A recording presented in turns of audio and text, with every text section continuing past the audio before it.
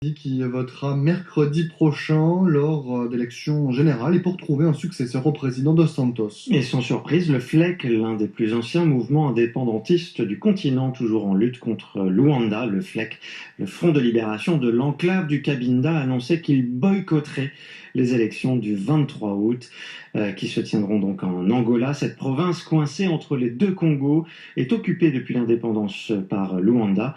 Elle est le théâtre d'une guérilla depuis des années.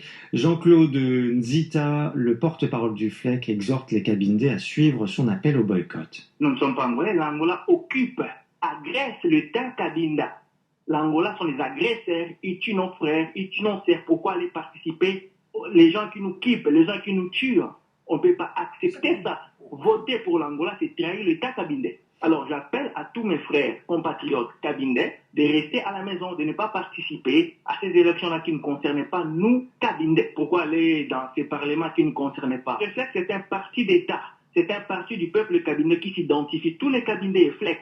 C'est pour cela nous disons à ces peuples-là de ne pas participer, de montrer à la communauté internationale que nous ne sommes pas angolais. Nous ne sommes Cabindé, que notre territoire est occupé. Les populations sont FLEC, ils vont suivre. C'est eux qui disent ça. Nous faisons la volonté du peuple. Jean-Claude Nzita du FLEC, propos recueillis